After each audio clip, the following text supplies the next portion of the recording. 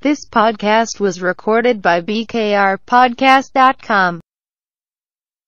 Dr. Claude Anderson, I like to call him our fearless leader, the man with a plan. He's the only national leader, heads a think tank that is for blacks, by blacks, and this is what he does. And so you can get a chance to speak to Dr. Thornton, the PTA president, about the pipeline to from schools to prison complex. Dr. Anderson, is there such a pipeline, do you think, from your research? Have you found out that such a pipeline exists? What pipeline is that, Carl? First of all, let me say good evening to you. Good evening to you as well. The pipeline from schools to prison is calculated. They calculate how many students are going to flunk out of school, and therefore they start building these prison complexes for them. Well, that's a very easy one, Carl. You don't necessarily have to have a pipeline to figure that out. You live in a society in which there's only three things that an individual could do to be self-sustained and competitive in society. That's at three different levels. 1, 2, 3. The highest level is number 1. At the top, you either have a job with skills to properly equip you to be sustainable there. 2, you have a business up there. If you can't have a business and don't have a job, you must go down to level 2. Level 2 means you must go on some form of welfare or public assistance.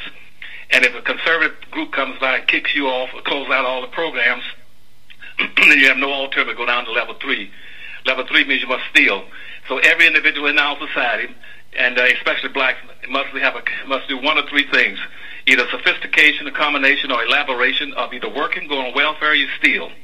And the black folk right now live in a society where they have no businesses. They have less than 1/2 of the business in the United States. They have less than 1/2% of the wealth. They have no industries of any consequence. And when they're at the second level, all the welfare and the public assistance program been cut out, then yes, you're going to go to jail. You're going to be criminalized. That's what a permanent underclass is. And that was put in effect way back in the 1968-69 by President Nixon, called benign neglect, which means cut out all these programs, shift the focus off of black folk, shift it to other groups, minority women and immigrants, and pretend that black folk don't exist. Benign neglect means make black folk become invisible in our society, use very broad, ambiguous terms like minorities, poor folk, people of color, multicultural, and diversity. And so, yes, there's a pipeline, but it's been set in place for years. And when you're debating issues, it's not worth debating. If you cannot build businesses and have a self-independent economy and a self-independent community where you can control the elements in your community, you're going to go to prison. You're going to be a permanent underclass of beggars and criminals. Well, Doc, you said a few years back, well, you've been saying this for years, that 2013, that we would be a permanent underclass. Have we reached that stage yet? Yes, you are now the official permanent underclass in America now. You're through. You got a very small window of opportunities, and I hate to say this to black folk, because I don't want to depress them, because there's a small window. If they can organize and do the kind of things we should be doing collectively as a team and as a group, we can still maybe get out of it. But it's getting very bad. And as you saw in Powernomics in Chapter 3, that I talked about, that also started in 2013, that in this century, that the issue won't be what Du Bois was talking about back in the 1920s about it being the color line. It's going to be the boundary lines, where people are going to be fighting for territory, for boundaries. That's the issue in Syria. That's the issue in Russia with Ukraine. And that's the issue in Palestinians and the Arabs and Israel. They're fighting for territory. Everybody's fighting for territory but black folk. Black folk are not giving up all their territory. They're integrating. They're integrating, and all these major metropolitan cities are going to be gentrified, where whites can come back and young people come back and take over all the major cities where black folk used to be the dominant population. They're going to give up their territory. They're going to give up all their rights and all the assets in those areas. And so it's very hard to explain things to black folk. Most don't listen, and the ones do listen, they don't care. So, but that gentrification is happening, as you mentioned, all over the country in all our urban centers. And is it being done voluntarily? Are we complicit in it, or is it by design? It's a combination of both, but by design. Combination of both by design. As a matter of fact, Bloomberg began to bring up the idea of regentrifying the cities and gave it back to Obama way back about 5 or 6 years ago, and said, let's take all these major urban areas that are so depressed and economically downgraded, and rather than revitalize them. And what we'll do, we just simply bring in immigrants in this country and put them on a high-speed path to give them green cards to come in this country in massive numbers in an unending influx, and bring them right into these major urban areas, help them start businesses and industries, and then as they begin to grow and build an economy, maybe they'll be interested in giving black people some jobs. You mentioned that before. You mentioned that before, and you said that Baltimore was one of the cities that was actually doing that. Well, yeah, no, that's not the only one that's doing it. They're doing it all over the country, Carl. Started out, New York has been working on it. Washington, D.C. used to be known as Chocolate City. When I came here with President Carter back in 1976, at that point in time, Washington, D.C. was known as Chocolate City. About 78% of the population was black. It's down into the mid-40s now. You got Detroit, Michigan. That's undergoing. The governor just came out 3 weeks ago and says, let's now revitalize the city of Detroit because we're going to gentrify it. And see, there's about 5 things they do to take over these cities, and to take over the wealth and the territory. They take it over, not necessarily by force. They take it over because black folk give it to them. We're the only person trying to integrate. You haven't seen the American Indians marching on Washington, D.C. to integrate. You haven't seen any Koreans or Chinese or Arabs or Hispanics marching to Washington to integrate. The only people who want to integrate is black folk. You're giving up all your rights. In Detroit, Michigan, the same thing. And so that's why the governor came out. So let's bring in all these immigrants into Detroit, Michigan, which used to be primarily a 90% black city. And now blacks are going to be a permanent underclass, get buried alive underneath them. And before they hang on, Doc, because we've got to take a break. I'll let you finish up on that on the other side. And tell us why is this thirst for integration? Is it part of our DNA? Because as you mentioned, the other ethnic groups are not, do not seem to want integration. Folks, number to call, speak to Dr. Claude Anderson from Powernomics. Is 800-450-7876. That's 800-450-7876. Take your calls in about 2.5 minutes. This podcast was recorded by bkrpodcast.com. And thank you for staying with us. And the man with the plan, Dr. Claude Anderson. Number to call, speak to him is 800-450-7876. That's 800-450-7876. Or you can reach me on Facebook and Twitter at carlnelsonshow.com. And you can also like us on Facebook. Dr. Anderson, I'm going to let you finish up what you were saying before the break. You're saying that 2013 we're going to be a permanent underclass and because of integration. So my question was, what was it that I guess our leaders saw in integration that you mentioned no other ethnic group wants to integrate but us? Why? Well, the mere fact is that when Nixon came into office in 1968, one of the first things he did was make a promise and a commitment to the majority of society, and particularly the conservative elements in the society, that he would put an end to the whole civil rights movement and the black power movement in this country. And Monahan at that time, Daniel Monahan, sent a memo to him saying basically child policy called benign neglect. Benign neglect. In the Daniel Monahan memo, which says, take the focus off of black folk and shift it to other groups, to women, children, and immigrants, and pretend that black folk don't exist. Make them invisible in the society. So public policies went out all over the country, basically saying, ignore black folk. Don't include them in anything of any substance and consequence. And based on a couple of Supreme Court rulings by 1978, they came to this whole concept called diversity. Diversity meant divert resources away from black folk and give it to other groups. And so at that time, all these other groups started popping up. Then the women's movement jumped up and started moving forward.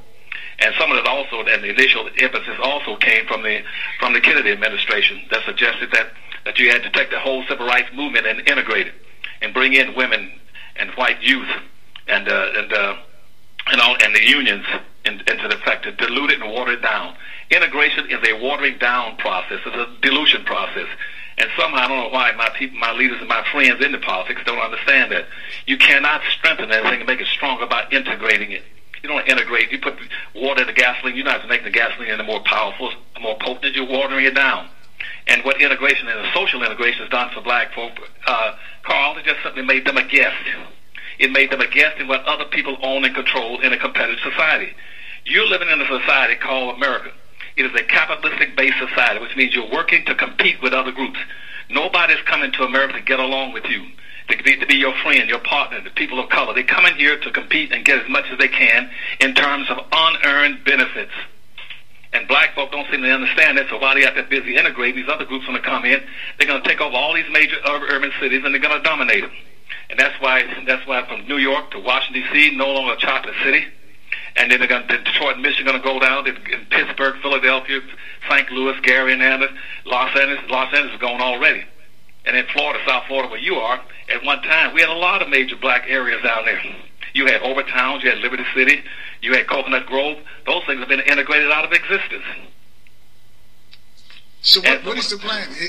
Can this be reversed? What do we do? Move back to the inner cities? Well, you have to see, the first thing black folks have to understand, it ain't about hating or disliking anybody. It's about competition. And somehow black folks think that if you're against integration, you hate somebody. It ain't about hating anybody. Everybody else is busy engaging in activities that take care of their own people. I don't ever blame whites for what they do. Whites did exactly what they're supposed to do. They take care of their people. So do the Indians and the Asians, the Chinese and the Arabs. They take care of their people. It's only our people, our black leadership, that totally ignored their own people. And back in when that public policy of benign neglect went into effect, and they're going to take the focus off of black folk, most of our black leadership at that time, particularly civil rights leaders, they gave into the realities of racism and say, well, if we're going to never be able to do anything for black folk anymore, we might as well start getting close to the white corporate dollars and start taking care of it and join with these other groups. And they began to sign agreements with them. They signed public agreements, those groups, to do nothing unless they included them with whatever they're going to do for black folk. When I was out in California, as you know, out in Inglewood, I went to the city council there to try to build a hotel for blacks over there in Inglewood. And two women, two Hispanic women and one white woman got up ahead of me before the city council said, Mr. Mayor, we're upset because Dr. Anderson come here to do something for black folk and not including us. And the Martinez, the guy that sat on the city council, he said, Dr. Anderson, before you address that issue, that concern, you need to know in California, we've signed, the civil rights groups have signed agreements with us not to do anything without including Hispanics in it. And so now how are you going to react to that? Now, if you look at my business card, it doesn't say anything about integration, it doesn't say anything about civil rights. The only ism I'm into is our ism, blackism right now. I'm trying to support those people that nobody care about, that's totally indifferent. The ones that everybody's been told to ignore and forget that they don't exist. I fight for black folk, not because I hate anybody else. I come from a mixed family, but I'm still going to fight for black folk because nobody gives a darn. They have no leadership. They've been abandoned by their own people and moved into the social integration bit. And black folk had, Carl, they had more in the 1950s than they got today. Black folk used to have communities. They used to own and control resources, communities, churches, buildings, schools. They had laundries and mats. They had their own hotels and railroad systems. They had bus lines, cab companies, and theaters. They own nothing now because integration took it all from them. Integration will strip you down to nothing. You can't compete. That's why you're a permanent underclass. Well, Doc, quickly, Earl just tweeted, he got a question for you. He says he wants to know more details about these so-called deals that you mentioned that our civil rights leaders have signed with other groups. Well, I'll let pull up some of the papers, but you go check with groups like the Council of La Raza, Council of LULAC, check with the Mexican Defense League, check with the National Hispanic Party, those groups, okay? This is actually a document that's signed by our... They've agreed. The leaders have agreed. That's why you're not going to find any black leaders with any notoriety in this society that would stand up and identifiably speak for something that would benefit strictly and solely black folk. What they want to do now is pretend that somehow that black folk are no different from any other group in this country. That our experience as black folk in America is just identical to any Hispanic that ran across the border last night. That there's no difference between a Hispanic, an Arab, an Indian, anybody else in this country. They've all been treated the same. As a matter of fact, they want you to believe there's no difference between a gay and a black person. But black people have a very unique history in this country, a very specialness. They have a special relationship with this country that's been going on for 500 years. They have problems that are uniquely their own, that does not relate to any other group. And yet nobody wants to address those issues. That's why you got major problems in this country, never going to resolve them. Because nobody wants to look at the problems of black folk. And integration took our people the wrong way. The problem was when the integration came about, was that they never looked down the road and said, what was the real problem for black folk doing slave and Jim Crow segregation? It was a maldistribution of all the wealth, resource, privileges, and controls of all levels of government in the society into the hands of the dominant white society. Black folk owned 1/2 of anything of value. Here you are 140 years later, you still own 1/2 of anything in value. You don't own or control anything. You can't employ your own people. You don't even control your school system. I heard y'all talking about a few minutes ago. You're going to control them because they're no longer within your communities. You're now putting these black kids on buses and send them all to some other people's neighborhoods, into their schools. And I'll tell you about them. You talk about education. I'm the only black that's ever over the entire educational system for a state from 1970 to 1976 with this whole concept of charter schools and public and religious schools and religious academies cropped up. and because these individuals are trying to avoid integration. That's why they created those schools, to bust the public school system that was initially put in place in the 1860s to begin to educate all these black kids coming out of slavery with their parents. 800-450-7876 to speak to Dr. Anderson. Let's go to line 1. Fred's in D.C. Fred, you're on with Dr. Anderson. Good evening to both of you. Dr. Anderson, I always love hearing you. Everything you say I agree with. Let me ask you a question. You're a good man. I love you. Let me ask you a question. Sure. Before integration, when we owned businesses, when our community was more cohesive and we had so much going on, we owned land and everything, how much did we rely on politics? At that time, very little. Yes, as a matter of fact, if you would go back to 1920 as an example, at that time, in comparative terms with 100,000 people, black people had 20 times more businesses in 1920 than you got today. But when the Great Depression came along, and it wiped out most of the business in the United States, it wiped out black businesses too, destroyed a lot of them. But in 1920, we had bus companies, we had mattress companies, we had a shipyard in Baltimore, we had a railroad line in Jacksonville, Florida, another railroad line in Little Rock, Arkansas. We had our own bus companies in Winston-Salem, North Carolina, with over 500 buses. We had our own movie theater chains, 3 movie theater chains across America, the Lincoln and Lafayette theaters, and so on. I'm telling you. And but what happened was that when the economy went down, and they started recovering in the late 1930s, you got 3 groups that got upset because they felt we had too much blackness at that particular time. W.B. Du Bois, starting about 1915, was pushing black politics. Marcus Garvey at that time was pushing black economics. Carter G. Woodson was pushing black education and black culture. Elijah Muhammad started pushing black religion. And the black artists and entertainers were pushing the Renaissance group and black culture and the art and entertainment. But by the late 1930s, the triad got together. That was your black ministers, your black civil rights leaders, and your black newspapers. They said there's too much blackness.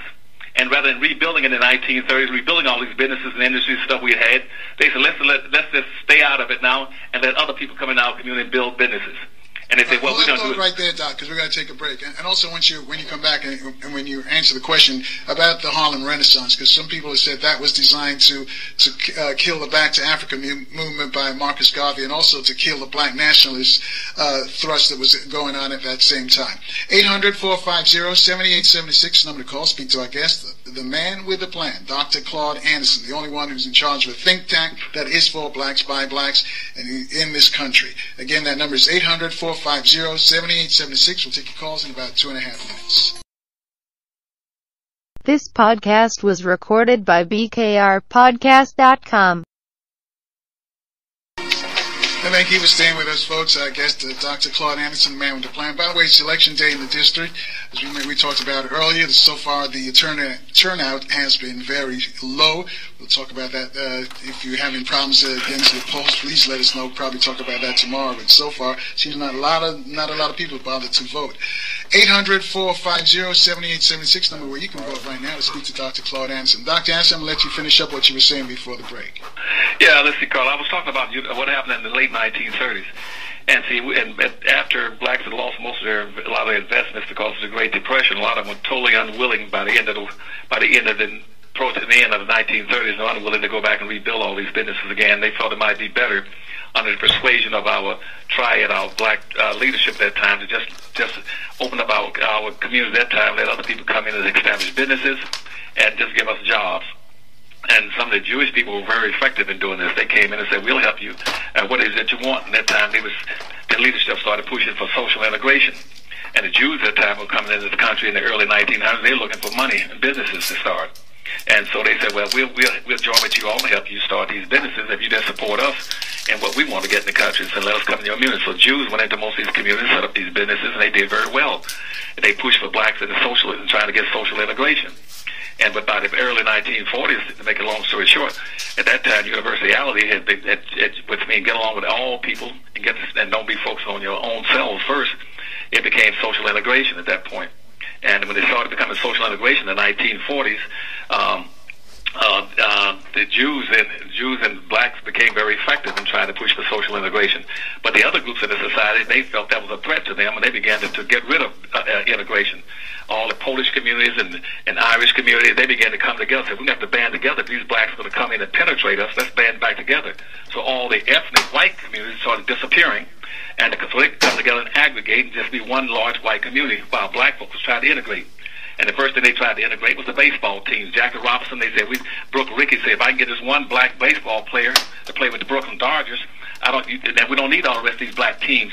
We had two black leagues, black baseball leagues at that time, with about 450 some baseball players. They were like the best in the world, couldn't beat them. But they got rid of all the teams and all those black players just to put one black boy on the Brooklyn Dodgers team. The same thing happened with basketball. Blacks are the best basketball players. They couldn't beat them. But yet they took a few of those and put them on the white teams and let the rest of them go and converted some of them over with Abe Saperstein and called the Harlem Globetrotters. Then they went to the black university and did the same thing. They said, if we can just get one black kid to go to a white university, we'll get rid of our schools, our black colleges, and run the money into those schools. Now, see, no other people would do that. Catholics would not give up Catholic University or Notre Dame just so Catholics can go sit in a Protestant school. Jewish would not give up Brandeis University just so they can go sit in a Catholic school.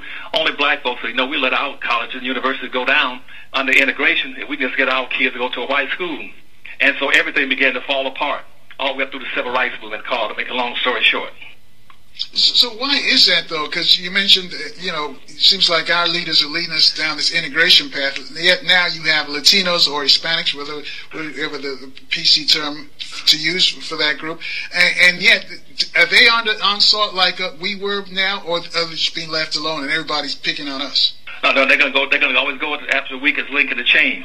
And see, nobody's going to come to rescue you. You have never seen, and I doubt it's highly unlikely you will ever see any marches. You will never see American Indians coming off the reservation. You ever see any American Indians trying to integrate? They're not going to come off the reservation, go and say, we're going to march on Washington to help poor black folk, to do this for black folk. Koreans not come out, and the Asians not come out in the streets and say, we're going to come out here and forget and ignore our needs and go out here and fight for black folk. Nobody's going to do that. You haven't seen a march by women ever do anything for black folk. The women issue only crops up every time there's some demand for something for black folk. The same thing that happened during the Reconstruction period, when they tried to give black folk the right to vote with the 15th Amendment. The women's movement jumped up and said, you can't give it to the blacks until you give it to us. And that same thing happened in the 1960s when black folk were trying to get some additional civil rights benefits. And a senator from Louisiana and a congressman from Virginia says, before you give black folk all those rights, we got to take care of the white woman. They turned around and put in Title IX. Title IX was to divert the resources away from black folk.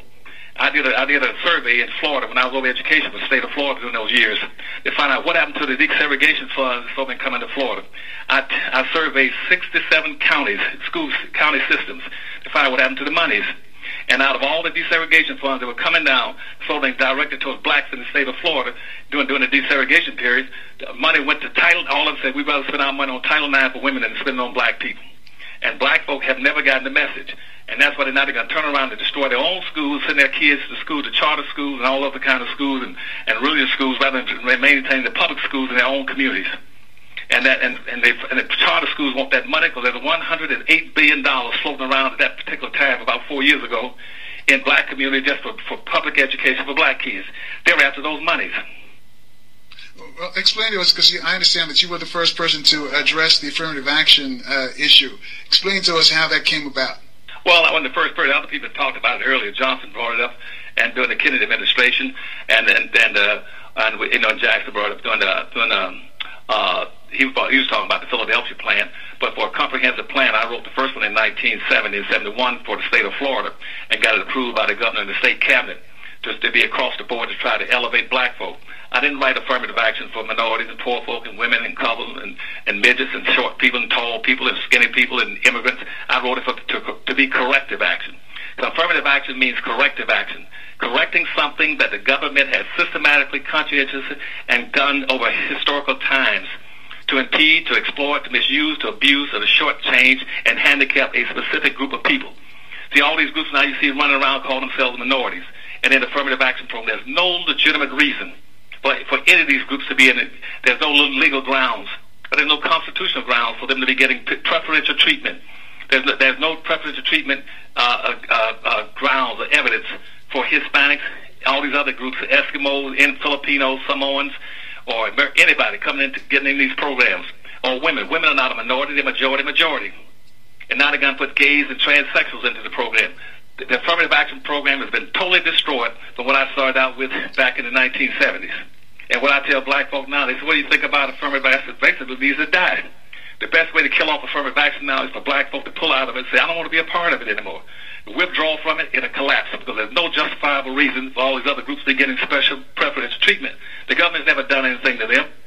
And once it collapses, then black folks should go for reparations for things that are uniquely pertaining to the historical treatment of blacks in this country. All right, I guess this is the man with the plan, Dr. Claude Anderson. His books, White Labor, Black Wealth. Is it Black Labor, White Wealth? No, you work and didn't get any pay. That's what it was.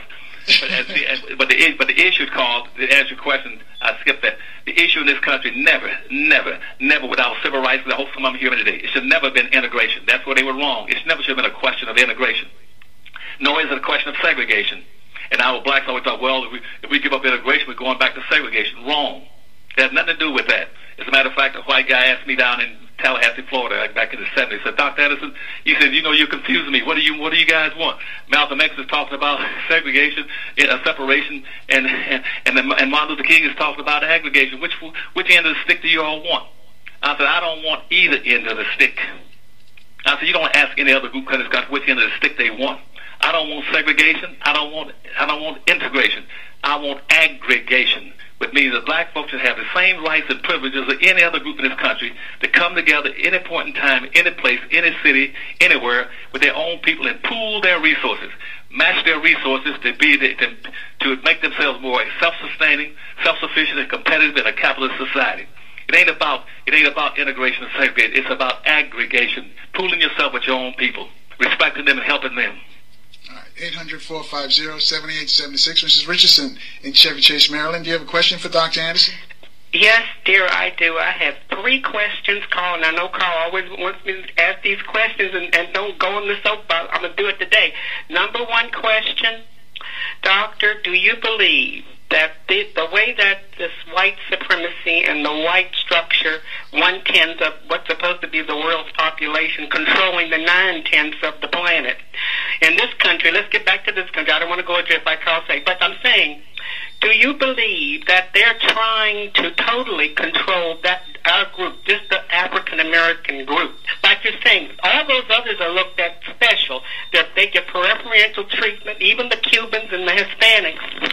And number 2, do you believe they want to always keep this stereotype going? And with black help, in other words, there are artists out there and entertainers who are helping them. Either they're ignorant or they don't know or what they're doing because of the money or what is it. But do you believe that there's a combination of participation in it, black artists along with the corporations that's going hand in hand to bring us nothing but filth? Because everything you see on television, you see black stereotype images of nothing but crime and thugs. Well, hang on, Mr. Richardson, because we've got to take another break here for traffic. I'll let you get your last question on the other side. And all right, let Doc respond. Folks, you can join the conversation with Dr. Claude Anderson, 800-450-7876. We'll take your calls in about 2.5 minutes. This podcast was recorded by bkrpodcast.com. And thank you for staying with us and our guest, Dr. Claude Anderson, the man with the plan. And let's go back to Mrs. Richardson in Chevy Chase. So Mrs. Richardson, can you do your last question for Doc? Yes, thank you so much. And Dr. Claude Anderson, you are right. We are the people.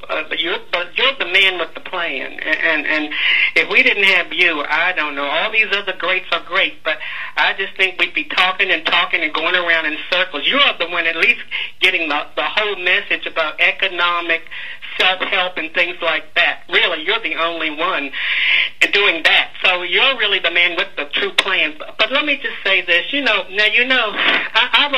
I've told my son some of them, and they're seeing a lot of these places were supplied from this idiot country here, this criminal government in America, that they aided a lot of these other countries even a couple of 100 years back.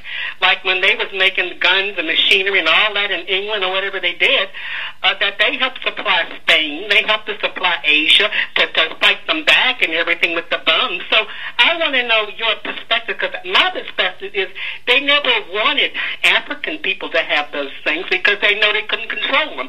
So what is your belief? Because I believe, like you're saying, they're controlling black folk to the hilt, that they're controlling, and that's their plan until hundreds of years. Unless we wake up, they'll do it another 1,000 years.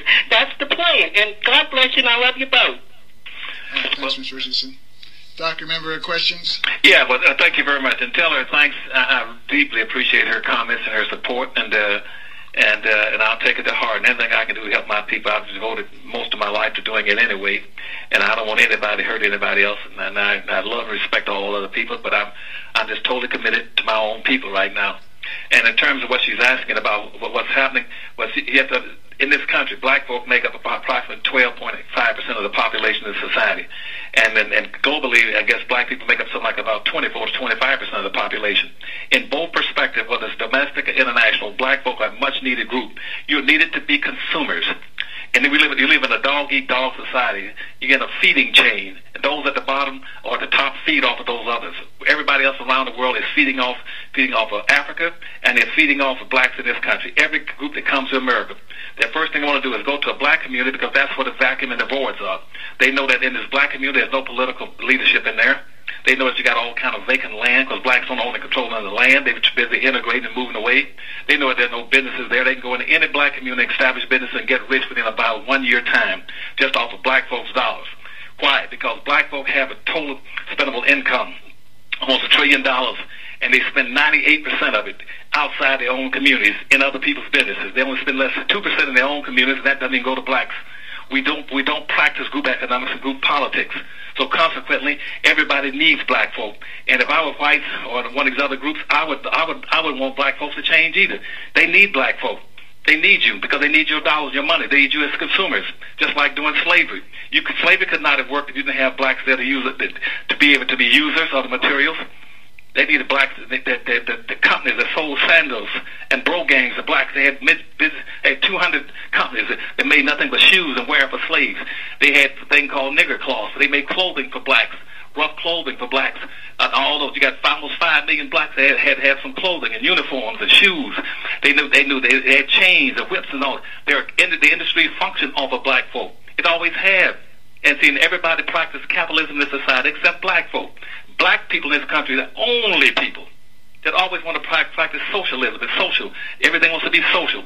Capitalism, they never understood what capitalism is. Capitalism came into existence because of slavery in about 1509. Capitalism means go in and owning and controlling the land, the tools, and the resources, and using other people's labor to enrich yourself. Now, here black folk, they're running around here looking for jobs when everybody's going to use them to make money. And then Du Bois defined capitalism in 1915 in a similar fashion. He says capitalism is like owning 3 ears of corn. You eat, save, sell, and you save the seeds for next year harvesting. And black folk are not eating, but they're eating, but they're not saving, they're not selling, they're not producing anything. We produce absolutely nothing. All we do is consume. We're zero producers and the 100% consumers. We can't take care of ourselves. There are 4 things that are essentially for us to be able to stay alive and survive. And you're talking about how they all beating up on you. Yes, they're going to beat up on you. You're weak. We're weak people. 4 things we have to absolutely be controlling in our own communities, have our own communities. We should at least be able to have some control over water, over food, over medicine, and over energy. And we don't even control any of those things. We're now depending on other people who are competing against you to keep you alive. So when anthrax or blue-blind plague or some other kind of disease or terrorism comes to a black community in America, you got troubles. Nobody's going to come look and rescue you. And all of our leaders on TV and on the radio talking about everything about what's going to go on in Syria, what's going to go on in Russia, and all these talking black heads. They should be talking about what's going on in black communities all across America. They won't do it. They're getting paid not to do it. And black folks should be understanding if you don't get these things, other groups are preparing to deal with the rough aspects. Who's come out to the black community and alerted them to what they should do in time of a disaster? Who's organized in the black area and black community? It's because we don't have any community. All we got are neighborhoods. And neighborhoods are where you eat and sleep. We have not got one single solitary black community in America. We have no black leadership. We have no businesses, no industries. We have nothing. And see, that frightens me. And I love black folk, but they got to turn around and wake up real fast and quit listening to what a lot of these civil rights leaders and these talking heads and politicians are telling them. I don't care whether it comes out of a black mouth or a white mouth. Anybody that tells you that black folk are progressing, that America is lying to you. Well, she mentioned stereotypes. That some of our leaders are complicit with this, with the pushing the stereotype of us. Oh yes, what they're going to?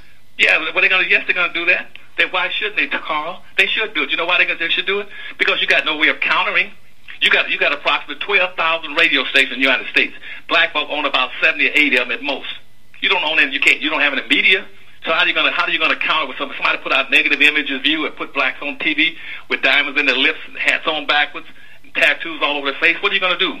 You can't counter any of it. Wearing their pants hanging off the back. You can't counter it. You don't have the radio. You don't have the markets for it. Out of 12,000 radio stations, you own, like I say, 70 or 80 of them. Out of 12,000 cable systems, you don't own any of them, not one of them. Out of 5,000 daily newspapers, you don't own not one daily newspaper. Out of 5,000 TV stations, you don't own not one. What in the world are you going to do? All you're going to do is watch all these black folk on TV that she's talking about, and I'm proud of her for pointing it out. They're going to be playing with a ball, playing with a basketball, tennis ball, golf ball, football, running, singing, dancing, telling jokes, pretending they're having a ball. And while all these other things are going down against black folk in this country, I must get at least 50 to 100 phone calls a day for blacks in this country and around the world saying, Dr. Anderson, please help us. We're going down. I said, well, we are. But I don't have the resources to help you.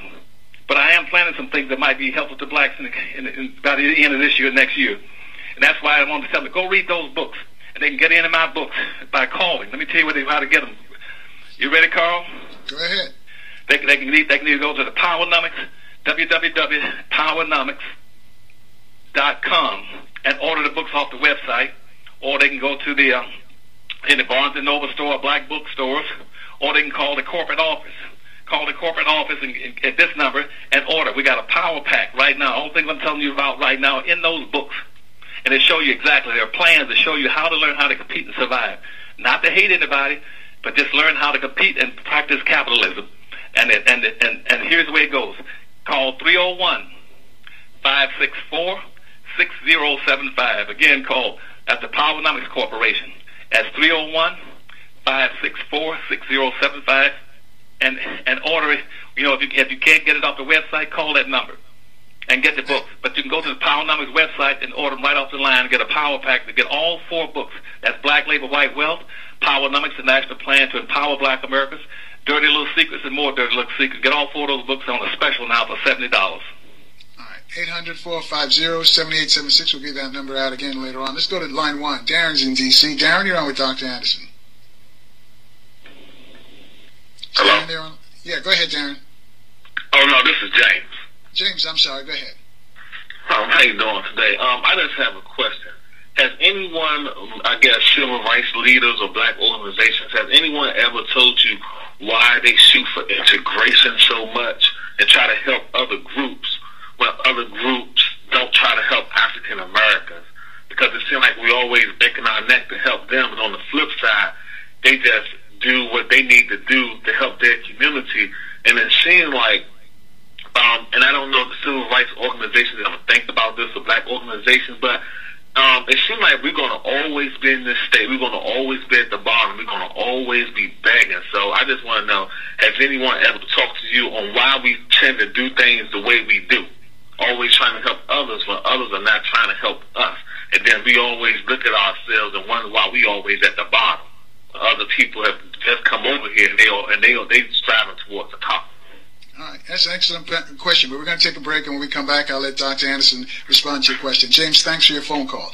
Folks, you too can join the conversation with Dr. Claude Anderson. It's real simple. It's 800-450-7876. That's 800-450-7876, or you can reach out to me on Facebook and on Twitter at carlnelsonshow.com. You got a question for Dr. Anderson. If you're online, we will get to you. And also, you can like us on Facebook as well at carlnelsonshow.com. We'll take your calls for Dr. Anderson in about 2.5 minutes. This podcast was recorded by bkrpodcast.com. Welcome to the Carl Nelson Show on Washington, D.C.'s 1450 WOL Radio and live around the world on WOLDCnews.com. Thank you for just joining us, folks. Our guest is Dr. Claude Anderson. We call him the man with a plan. He's the only leader that we have out there that has a plan that's solely for the benefit of blacks. And I might as well reiterate what he's been saying all along. It doesn't mean that you hate anybody else. It's just a plan that's just for blacks, because it seems like the rest of our leaders are all under the illusion of inclusion. I'm going to let Dr. Anderson respond to James's question, and then we'll take some more calls for him. Dr. Anderson? Yes, thank you, Carl. The first thing, let me say, there are a couple of reasons why that occurs. You know, why your leadership doesn't take up the cause of their own people. Part of it comes from the fact that of religious teaching, which is only a small part. But back in the early 1800s, like about 1808, that time when the evangelical movement moved through the United States, and black people were permitted to start having some kind of religious indoctrination and familiarity. But whites chose the pastors and told them, all the ministers, that if you're going to hold religious sermons for black slaves, and we're going to be there to monitor it, but there's only three things you must teach them. You must use the Bible to encourage them to do three things. One, to understand that when the Bible talks about the master and the slave, they talk about the white man on the earth and the black slave on the earth. Two, they must teach them that they must be humble and obedient. And three, you got to teach them to be hardworking. And four, teach them that they must look for pie in the sky after death. And that way they always look for fairness and equality. And see, if anybody, on the other hand, understands that if you live in a capitalist society such as ours, the last thing you should ever be looking for, even though it comes out of the mouth of every politician and civil rights leader here, always talking about fairness, equal opportunity, and equality. You can't have that. You live in a competitive society. You cannot have equalness in a competitive society. That's like if I have a bicycle race. And racism is a competitive sport where people competing to get their hands on resources. The first one to get there first gets the mostest. That's what racism is. You're in a contest, a race. You don't get into a race to look for equality. The whole point of a race is to separate winners from losers. If you want to be equal, don't get in the race. Stay out of the race. If you get in the race that we're in now, and don't look for fairness. You got to learn how to compete and survive. And black folk have been religiously indoctrinated to try to be told to hang themselves on the cross and be like Jesus Christ. And what they should be saying is that, hey, Jesus Christ been there, he's done that. Blacks don't have to hang themselves on the cross. They shouldn't have to do it. Jesus has already done that. Second thing is that the failing is that our politicians don't let get away, is that they then allow themselves to be bought off, incorporated by the political structure itself and by major dominant groups. They buy them. They buy the black votes in this country, buy up the black elected officials. Because we don't have an economic base in our black communities, we can't subsidize in the political movements. So consequently, those who can, they buy your leadership from you. And that's, for instance, in the 1866 Indian treaties that we have lawsuits right now in the courts, in the Sixth Circuit Court, in the Federal Claims Court, and in the appeals courts, that's showing blacks in this country that Indians owned as many slaves as whites did. And in those 1866 Indian treaties, black folk were entitled to equal benefits as any so-called white Indian gets in America in all respects. And yet they've not, in 140 years, they've been denying them to black folk.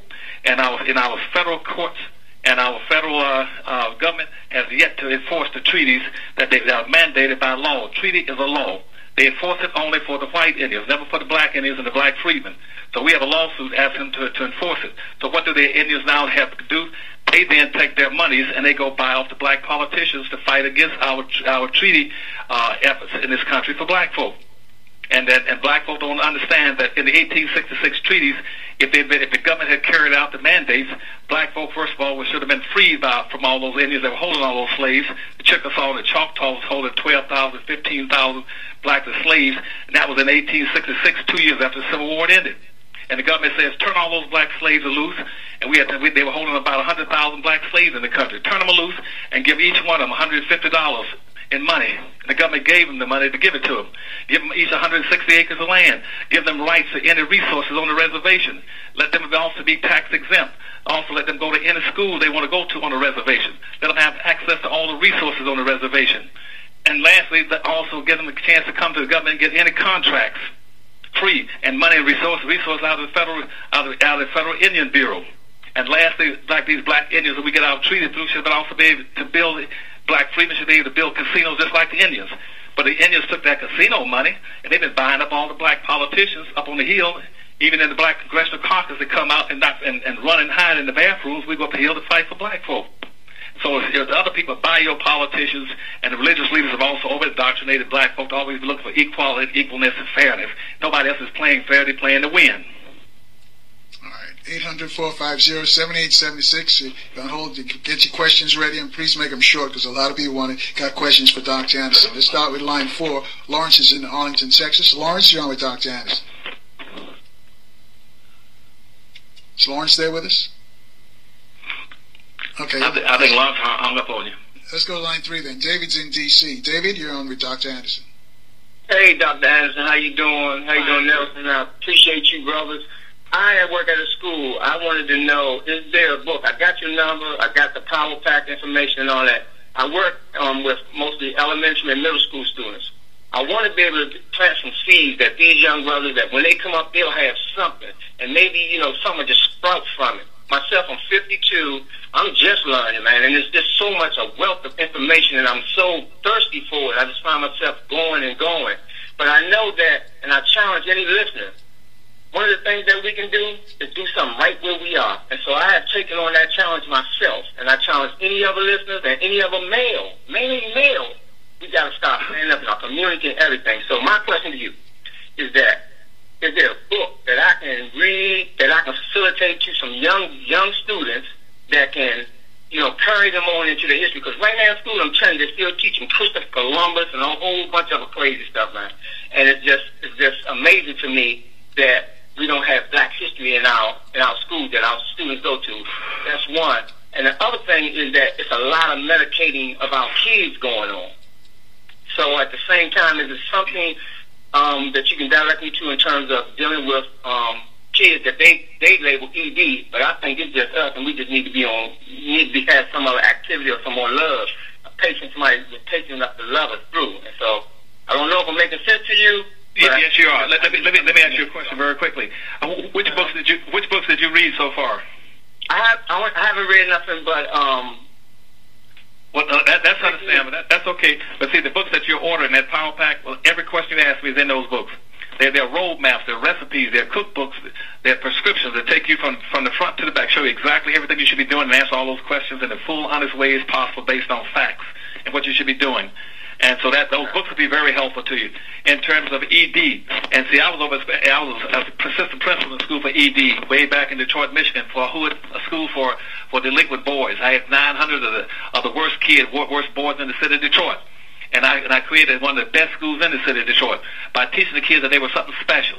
And for instance, kids would come to school, never had food in the morning. I set up a breakfast program and had a Great Lakes Insurance Company and a couple other companies that provide food. I fed them so they come to school. They would come to school hungry, no food, eating potato chips and soda pops.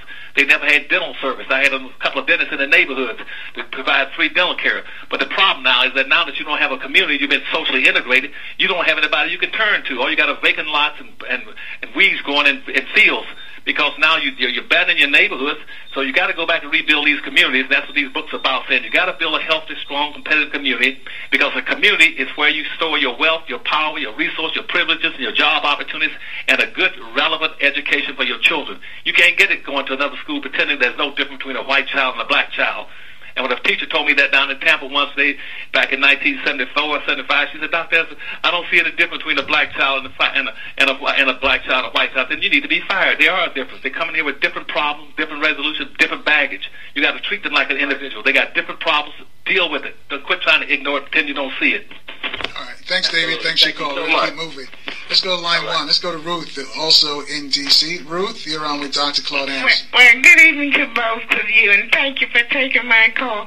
I just have to say to your guest, Brother Anderson, Dr. Anderson, yes. I tell you, he has me laughing, because there are so many things that he is really telling the truth about.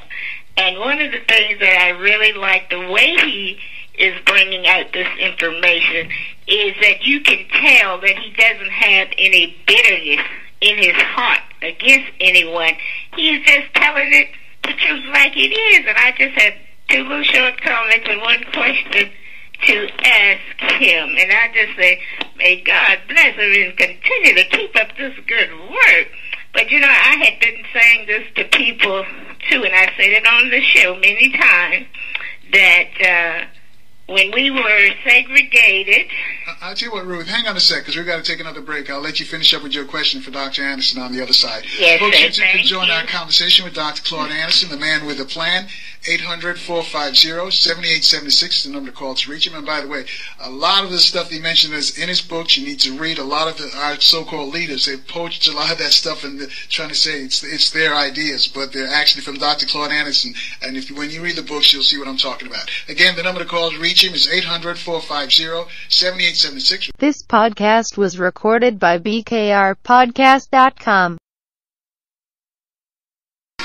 Thank you for staying with us and our guest, Dr. Claude Anderson. Again, the number to call to speak to him, 800-450-7876. Go back to Ruth in D.C. Ruth, can you finish your question for Dr. Anderson? Yes, sir. I just wanted to say this was a quick comment, too, that I can relate by experience to many of those true things that Dr. Anderson is saying, and there are some of the things that I'm not able to relate to. And one of the most important things that I know that I have said many times, that he is saying that when they integrated so-called these schools and burst the black children out of their community, that is really what, like he said, started the downfall, because we need our community to be intact in order for us to go places. And back in the day when I came along, like he said, them blacks were on top of things. Those black baseball players, basketball players, and I mean everything. They're learning, they're getting this and doing that. But I credit that a lot too, because we kept God in the picture, and that he was at the forefront of everything we did.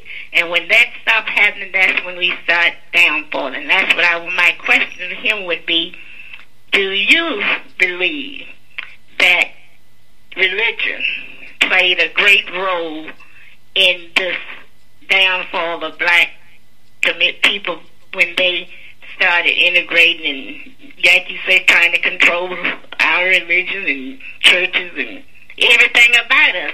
But if we keep God in that picture and pull together, like he said, and come together, we would get back on top and do things, and God would be well pleased. Thanks for taking my call, and you'll have a blessed and safe evening. Thank you very much. Carl? Yeah, do you want to respond, or you want to take another call? No, I think she's absolutely right. You know, religion is extremely important for our spirituality. And the great irony of what she's saying is that if black folk had stayed with the original fact was that the religion, the first people on earth were black folk, and that Christianity started with black folk. The first Jews were black folk. People like Noah, Samson. Samson was a Danite. And Danites in the Bible, nowadays they're called Ethiopians. Samson was an Ethiopian, and Samson was Ethiopian. Noah was an Ethiopian. Moses was an Ethiopian. But nobody wants to go back and say, hey, those biblical individuals and personalities were black folk. If you move away from the blackness and you lose black folk. You got to go back and be honest enough and say, yes, black folk were the original Jews, and they were original Jews up until about the 700 or 800s A.D. And the religion should be based on that kind of a Christianism rather than what it is on now. All right, 800-450-7876 to speak to Dr. Anderson. Line 5, we find Sandra in D.C. Sandra? Hi, calling Dr. Anderson. Our black leaders, it seems like all they want to talk about is politics. I mean, I think if they focus more on economics, politics will take care of itself. You're absolutely right. You get an A and move to the front of the room.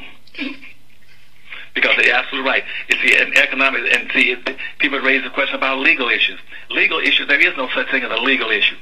Legal issues don't exist. What exist is economic issues. And if you got the economics, you control the legal issues. It's like a 5-story building. The first floor should always be economics. A 5-story building, the first thing you must always focus on is trying to build an economic base. That's the first thing all these people are enculturated in their society to do once they hit the United States. The first thing an Arab, an Asian, Hispanic will do, they're going to run and build them a business. So they're going to be selling something on the street corner in a wagon or on a table or something. You build an economic base. And once you start building an economic base, you build, which is a community, a business community. In that business community, you put up your own businesses in your own industry, so you can hire your own children. So your children won't have to leave your neighborhood and clean up and go out to somebody else's neighborhood, go store to store begging for a job. Nobody wants those kids out in their neighborhood. It's our responsibility to educate our own kids and to create jobs for our own children. So you must have an economic base to take care of your employment and your educational needs. Then you go to the second floor. You take that money you make on the second floor, and you move to on the first floor, you move to the second floor. The second floor is politics. You make enough money in your economy, in your business and industries to control the second floor. The second floor is politicians. You take your money on the first floor and you buy every politician on the second floor. If you can't buy them, you rent or lease them as long as you need them. Then you require they do what all these, like the Koch brothers do and all these other rich people in the United States do in the elections. Then you take that money after you buy the politician, then you make him go to the third floor. The third floor is your court system and your law enforcement, and tell them to stop shooting black kids all the time, beating up on black kids and beating up on black people with a club and a badge. It's the politics that controls that, but the money at the bottom controls the politicians. The fourth floor is your media. And see that if you had the money, you would own some radio stations, cable systems, and newspapers, and you'd be able to counter all the stuff that Rush Limbaugh and all the rest of it. Bill O'Reilly put out all these negative things about black folk. If you don't control any media and you have no businesses at the bottom, you can't have any way of countering what people are saying is negative and bad about you in the media. And whites are not going to support any radio stations that talk about black needs and black interests. It's your responsibility to raise your own businesses, make your dollars revolve around 8 to 10 times, and build your own radio stations, cable system, and TV stations, and educate your own people and counter the Rush Limbaughs and the rest of them. And the fifth floor is education. Education is useless. Education is a toothless tiger. Educators can't do anything. Educators are only what you want them to be. But once you get your money, then you tell your educators what you want your kids to be. Tell them, instead of teaching my kids to play with balls and run with balls and golf balls and basketballs, I want them to learn how to produce and manufacture baseballs and basketballs and gloves and stuff. I want them to learn how to own stadiums and teams. You use your money to have the schools teach you what your children need, not what the white kids need, but what your children need. You know, the black group that fought so hard for integration, they're the same group that come and complain about there's no black businesses. That's right. Don't listen to them. Isn't it? Yeah, but see, you're smart enough to catch them and say, no, you go out and start building these businesses. We'll have some businesses. Man, okay, thank you. Okay. Thanks, Andre. All right, let's keep it rolling, folks. 800-450-7876. Line 3 is Anthony, also in D.C. Anthony, you're on with Dr. Claude Anderson. Yes, brother Carl, I love you, man. Dr. Anderson, down here in Virginia where I live, it's this restaurant that I was going to. I don't go anymore because 90% of the customers are black. 98% I can actually, it goes into this particular Korean restaurant.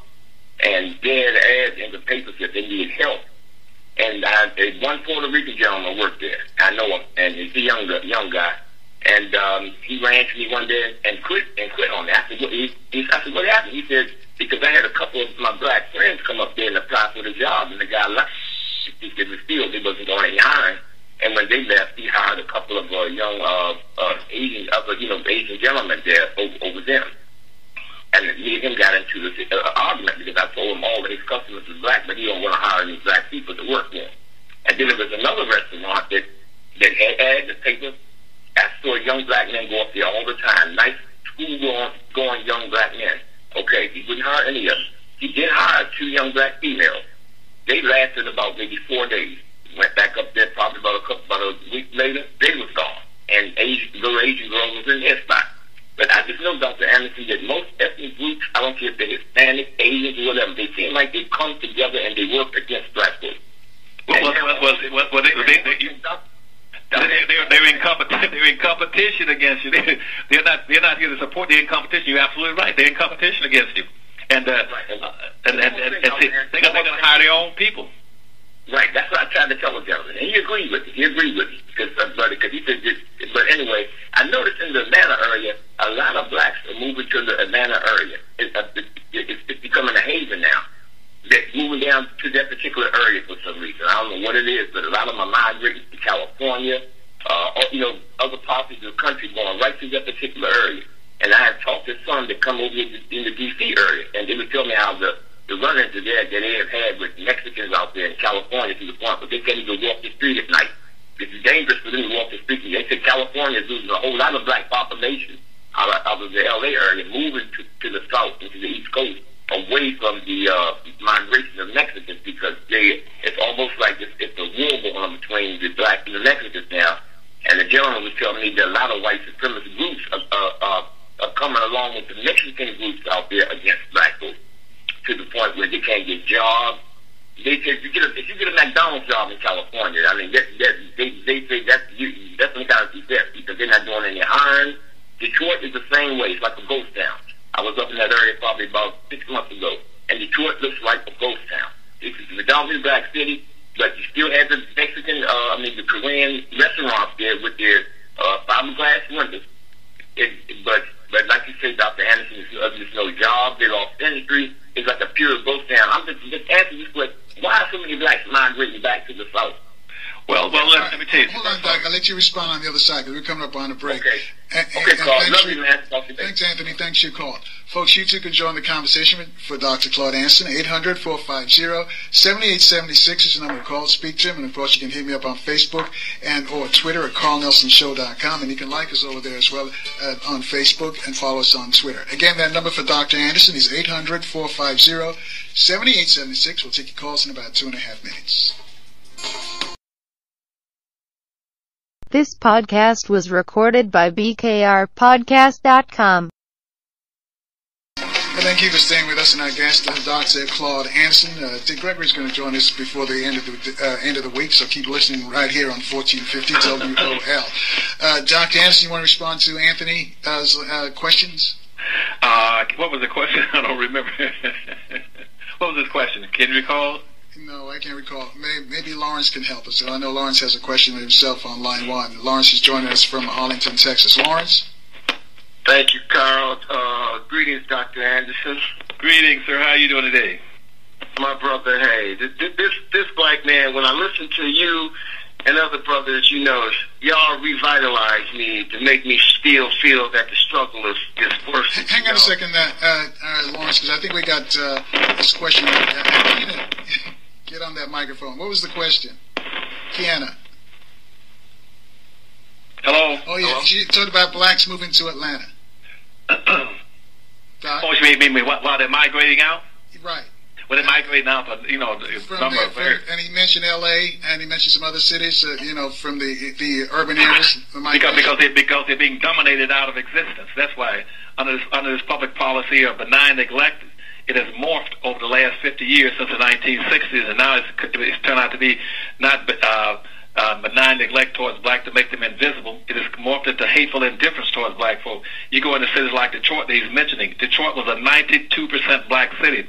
In less than 10 years, the Arabs now own 90% of all the businesses in the city, and the rest are owned by the rest are owned by other groups. Koreans own almost 84%. Get 84 cents out of every dollar black spends for black hair care, nail shops, and everything else. And East Indians own all the Dunkin' Donuts and the cheap hotels and the cleaners. Blacks own nothing in that city. And the same thing is happening like down in Miami. Your civil rights leaders need to be more outspoken. When Hispanics came into, they've taken over California, Los Angeles, but they're doing the same thing. They did the same thing in Miami. They came into the country as Cubans. The first thing they did, they went downtown and took over downtown. And told people that since black folk don't speak Spanish, that they should not be working in the stores. They took over the stores. Then they went into the government. And over in the hotels, the blacks used to dominate in the jobs on the hotels, even the cleaning ladies. The cleaning ladies came to me in the 1970s crying, saying, Dr. Anderson, I've been working these hotels now all my life. Now I don't have a job, and all my friends, we've been fired. I said, why don't you go tell the civil rights leaders this? They're the ones down there telling all the Hispanics, come on into the country. Y'all come on. Displace black folk. We don't care. And when you hear me make these generalizations about the civil rights organization, the black elected officials, the black ministers, keep in mind those are generalizations. There are exceptions. And right here in Washington, D.C., in PG County, I have a number of black elected officials in PG County and in the state of Maryland that are very interested in what I'm talking about. They're very interested that we do owe it. Not only should we be looking out for black folk, we got a responsibility to look out for black folk.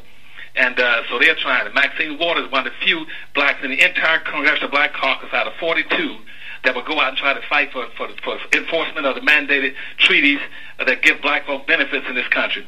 So what the black folk are moving to these urban areas to get off money to control of all these other groups that are taking over under social integration and dominating blacks and displacing them in everything. They're taking over affirmative action programs, the school systems, the jobs. Go look at the hotels. Go look at the restaurants. Go look at the working in construction. They're not blacks. And so, yes, that's why they're moving out of those cities. They're moving and they're migrating to any place they can find a sanctuary. All right. Thanks, Doc. And thanks, Kiana. Lawrence, thank you also for letting us use up some of your time. But you have a question for Doc Anderson? Yeah, Dr. Anderson, just to reiterate what you said, I lived in Atlanta for over a decade, and everything you said is factually correct. And anybody who cares can go back there and look at everything you said, and it's spot on. Everything you said. And here's the question right here. You see, I get it. There's some brothers and sisters out here who get it. But my question to you basically is this. What do we do about the last bastion of black economic power, and that is the blue-collar unionized blacks in the UAW and all these, because I'm active in UAW politics, my wife and me down here in Texas. And here's the question, Dr. Anderson. I was persona non grata inside the UAW, my wife and me. Now, here's the catch. I was persona non grata with the elected officials, but with the rank and file, they're coming to me and my wife in droves. Lawrence, your wife, you and your wife, help us, help us. And I'm out here on the front lines fighting, and now down here in Texas, at this plant in Arlington, Texas, run by blacks, black president, black financial secretary, black chairman of the shop committee, and these blacks didn't want to have nothing to do with my wife and me, and now, Dr. Anderson, now at this late date, when their jobs are on the line, they're about to be thrown out of office, voted out by whites and other blacks. And Dr. Anderson, here's the question. What do brothers like me do? We on the front lines fighting the good fight, and I'm asking for nothing for myself. I tell brothers and sisters, I help you, you help somebody else. That's all I want you to do. Dr. Anderson, what do we do when the forces that are arrayed against me and my wife, they're militant, they're this, they're that. You know, Dr. Anderson, what do brothers and sisters like me do? Because I'm telling you, Dr. Anderson, I'm at the end of my rope. I'm ready to say, let these blacks sink, let them go to hell in a handbasket. You know, what do I do? Just give me some feedback, brother, because you know what? When I'm in the struggle, I'm out here by myself. These crackers are bringing guns and everything else to the table, and I'm fine with that because I got that too, you know? My training as a black Christian nationalist out of Detroit, everything you said about Detroit, factually accurate. I'm from Flint, Michigan. I did all my military training and education in Detroit. I know exactly what you're saying, everything you're saying. But how can I relate to these blacks who are out of Detroit, Solidarity House, the bastion of the UAW? These blacks in Detroit, they can't stand me because I say to the blue-collar workers what you were saying to all of us on the radio.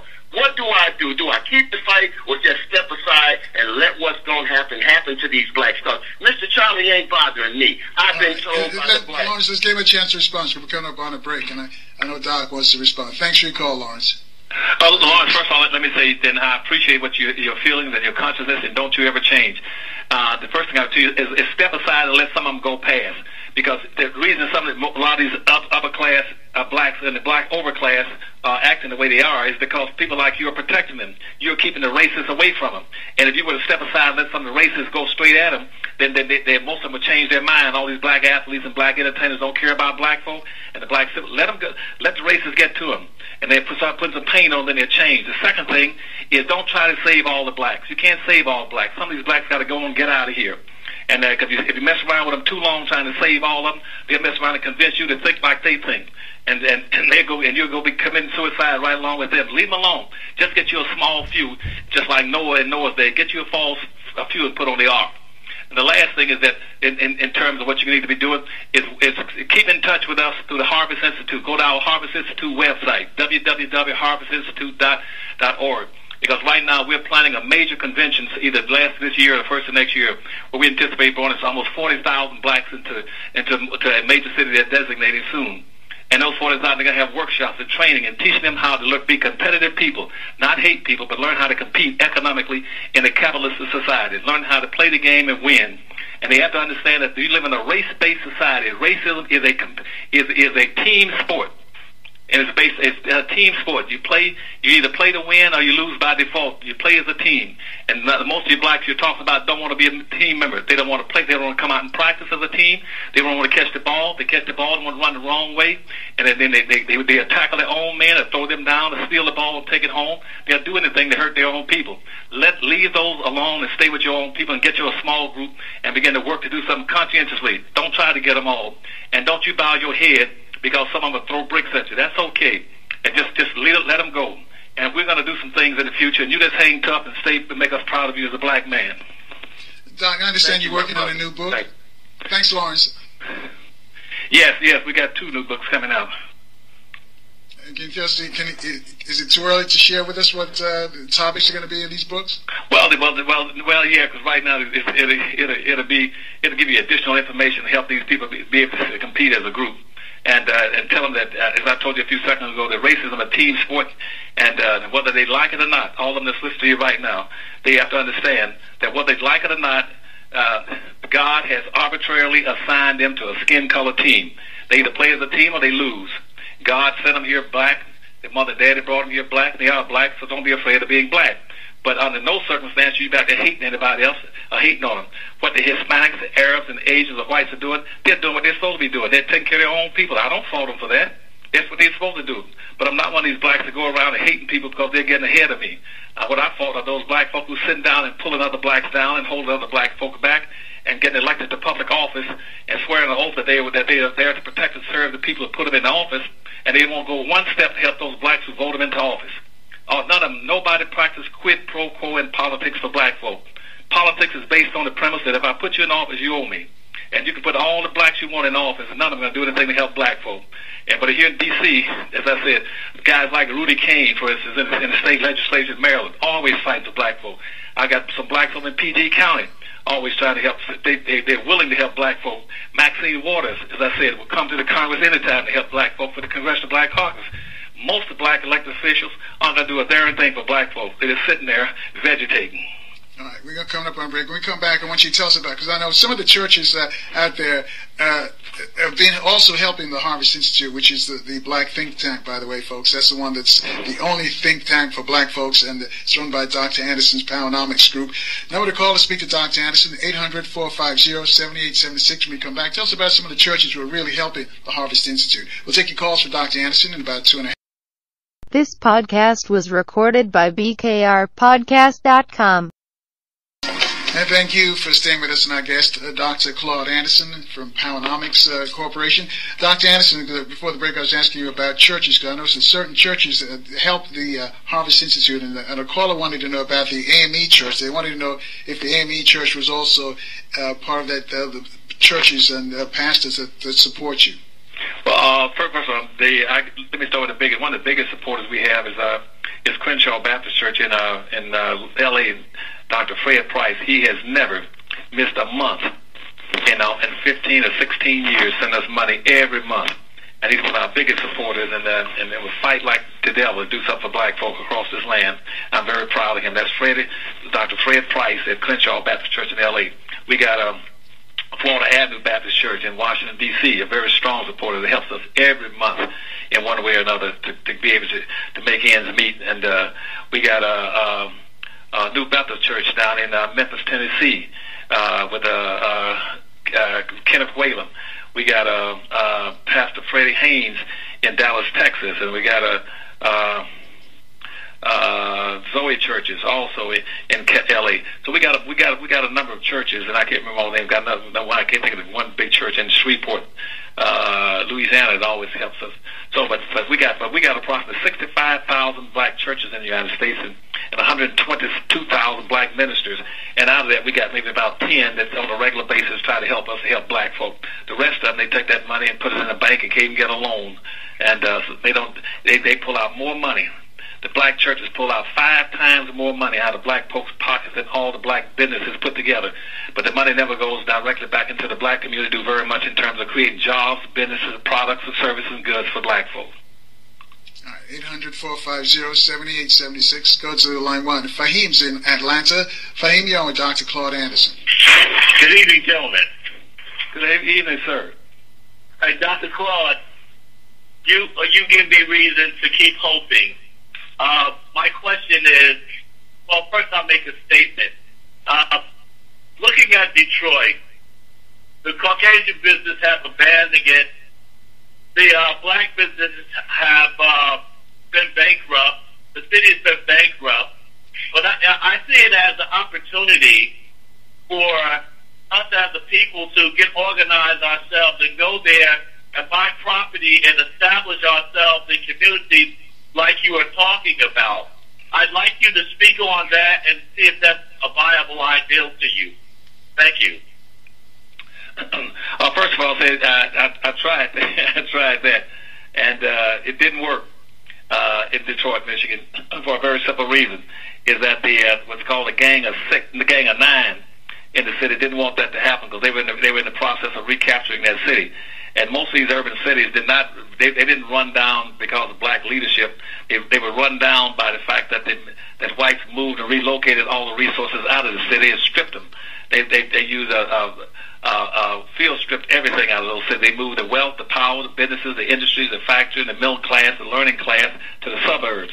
And even though black, very deliberate. Deliberately. And so all they left was the black class there, and blacks who ran for political office.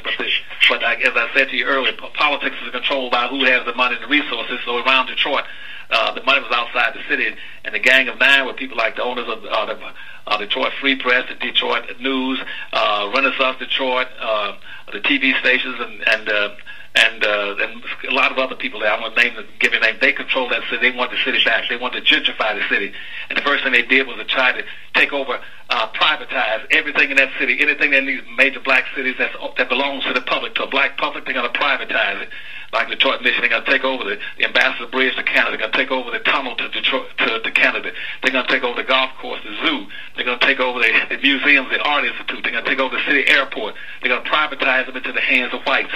And once they privatize it, you don't have a resource base anymore.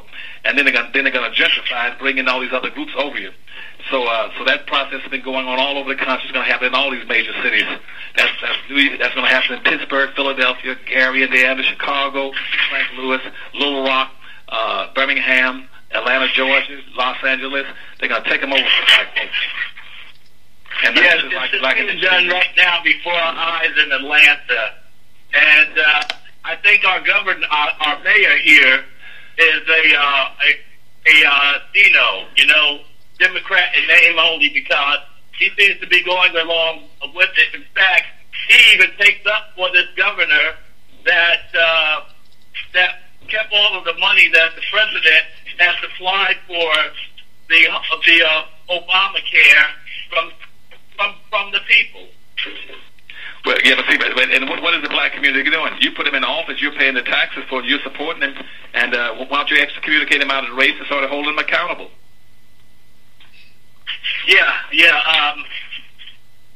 That's what some are attempting to do. That there's a few brothers. There's one brother that has a radio station here. He organizes and he attempts to do that. And many of the black politicians that attempted to do that, they got them caught up in scandals. There was two brothers. I forget their names right now, but they were involved in trying to get an investigation open into this city where the last black man and his wife and his child was hung at. Now all of a sudden, both of them are being prosecuted for various charges. Everybody that comes up against these guys wind up in the judicial system. Right. Well, you're right. But they can't do that unless they control the economy. If they control the economy, they can do it. We had a black that was one of our primary people for promoting the fulfillment and mandating of the 1866 Indian Treaty, and he lost his bar license. His wife was a judge. She lost her judgeship. That goes on, but you got to stand firm and say we're not going to go that way anymore. Whenever black folks start standing up and don't hate anybody and be against them, I just say no. It's certainly we're just not going to do anymore. We're not going to Sambo. We're not going to Uncle Tom. We're not going to scratch our head when we don't itch. We're just not going to do it. And start supplying, be self-sufficient. If you're self-sufficient, it doesn't make any difference. if you're self-sufficient, where you can feed yourself, clothe yourself, provide your own jobs, your own tax base, and control and run your own schools and your own business in your own neighborhood, be just like the Chinatowns, the Korea towns, the Japan towns, the Arab towns, and the Mexican towns, the little Cubas, the little Havanas, the Greek towns, the little Italys, the Polish towns. But see, you can't do it if you integrate. If you integrate, you can't do anything. You're through in this country. If you integrate, you're through. Right. Thanks for your question. Thank you, bro. Thank you. God bless. That begs a question, because something in our DNA why we dislike, we've been programmed to dislike each other. We don't like to live beside each other. We go out to the PG and we leave D.C. and now the folks are coming back into D.C. and we can't get back into the city. What's going on here? Oh, because we dislike each other because we know each other. Because they look at each other and say, "You don't hold or control anything. You don't have any wealth and power and clout. You can't do anything for me. Nor can you do anything against me. So why should I respect, appreciate, and want to be associated with you?" It's a very simple answer to that one. Because see, all the money, the wealth, and power and privileges are associated with those who basically have white skin, and so naturally, it's natural for blacks to gravitate to that. That's a normal phenomenon. They got all the power and the wealth, the power and the control, the privileges, positions, and all levels of government and the media. You gravitate to where it is. And people. Interrupt me for a second, Doc. But does that same dynamic play out in other other ethnicities as well? Yeah, to a large degree, but they got a difference. They got an advantage on you. First of all, their advantage is they're classified as whites in the country. See, the only two colored issues you got in this country is black and white. All these other people are classified as whites. And the Hispanics were always classified as whites. Arabs and Asians have mixed together in about the last 20 years, where they're not classified as Asians, so they're classified as whites, and some of the Asians just on probation to be white.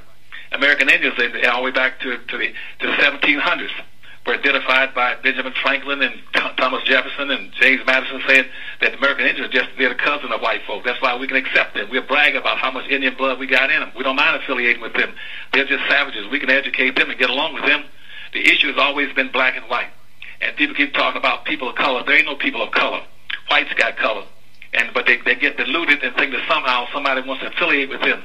Nobody's going to affiliate with you if you have no power, no resource, no privileges, no status, no culture, and no responsible behavior. And all these blacks that act up and do wild things, they're just supporting the demise of black folk. All right, we're running out of time, but I'm going to tell folks that Dick Gregory's going to be here by the end of the week. Also, Dr. Kenneth Whalen, he's got a new book, Hip Hop is Not Our Enemy, and Dr. Kenneth Whalen, of course, Kirk Whalen's brother. We're going to talk about music as well. Doc, Kenneth Whalen is a good guy, so make sure you push him pretty hard. He's one of these guys that have been fighting hard down in Memphis, Tennessee, for black folk. Very hard fighter, and he's a good friend of mine, so you take good care of him. And again, tell the people to read those books. Get my books, go to the website and get those books and read them. And they can call the Harvard Institute. Tell us again the title of the books so folks will know, and also how can they get them. Okay, Black Labor, White Wealth they did a historical tracking across 1,400 years to show you every technique, strategy, law, custom, or ethics that was used to put black folks to the bottom of a barrel, to where they own and control absolutely nothing of any significance in this country. That was the whole process of slavery and Jim Crow segregation, to make sure that everything was maldistributed away from them into other people's hands. That's called Black Labor, White Wealth. And that's a classic book that Ebony and Jet Magazine calls the second Bible for black folk in this country and around the world. Now, Powernomics picks up where that left off. It's called Powernomics, the National Plan to strengthen and empower black folk economically in the country. That book picks up and carries you through 8 chapters to tell you everything you should do, lay it out as a roadmap for you and how you go about doing it. And the other 2 books are called Dirty Little Secrets 1 and Dirty Little Secrets 2. Those 2 books give you hundreds of facts, tell you stories, episodes, tell you exactly why black folk are special people, that absolutely nothing is happening. We're running out of time, so quickly give us the phone number. The phone number is 301-564-6075. Again, the Powernomics Corporation is 301-564-6075, or go to www.powernomics.com and get their power back. You get all 4 books for $70, and